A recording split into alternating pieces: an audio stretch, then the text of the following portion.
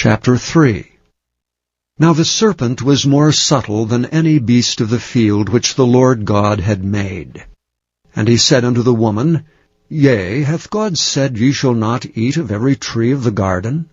And the woman said unto the serpent, We may eat of the fruit of the trees of the garden, but of the fruit of the tree which is in the midst of the garden God hath said, Ye shall not eat of it, neither shall ye touch it, lest ye die.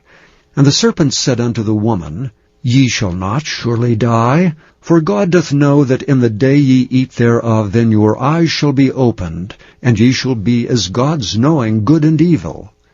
And when the woman saw that the tree was good for food, and that it was pleasant to the eyes, and a tree to be desired to make one wise, she took of the fruit thereof, and did eat, and gave also unto her husband with her, and he did eat. And the eyes of them both were opened, and they knew that they were naked, and they sewed fig leaves together, and made themselves aprons. And they heard the voice of the Lord God walking in the garden in the cool of the day, and Adam and his wife hid themselves from the presence of the Lord God amongst the trees of the garden. And the Lord God called unto Adam, and said unto him, Where art thou?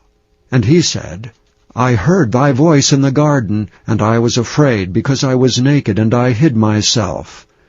And he said, Who told thee that thou wast naked? Hast thou eaten of the tree whereof I commanded thee that thou shouldst not eat? And the man said, The woman whom thou gavest to be with me, she gave me of the tree, and I did eat. And the Lord God said unto the woman, What is this that thou hast done? And the woman said, The serpent beguiled me, and I did eat. And the Lord God said unto the serpent, Because thou hast done this, thou art cursed above all cattle, and above every beast of the field. Upon thy belly shalt thou go, and dust shalt thou eat all the days of thy life. And I will put enmity between thee and the woman, and between thy seed and her seed. It shall bruise thy head, and thou shalt bruise his heel. Unto the woman he said, I will greatly multiply thy sorrow and thy conception. In sorrow thou shalt bring forth children, and thy desire shall be to thy husband, and he shall rule over thee.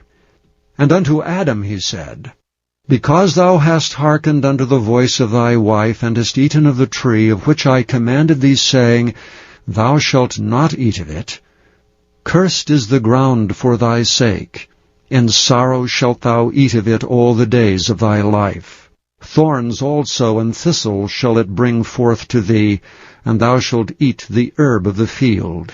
In the sweat of thy face shalt thou eat bread, till thou return unto the ground. For out of it wast thou taken, for dust thou art, and unto dust shalt thou return. And Adam called his wife's name Eve, because she was the mother of all living. Unto Adam also and to his wife did the Lord God make coats of skins, and clothe them. And the Lord God said, Behold, the man is become as one of us, to know good and evil. And now, lest he put forth his hand, and take also of the tree of life, and eat and live forever, therefore the Lord God sent him forth from the Garden of Eden, to till the ground from whence he was taken. So he drove out the man, and he placed at the east of the Garden of Eden cherubims with a flaming sword, which turned every way to keep the way of the tree of life.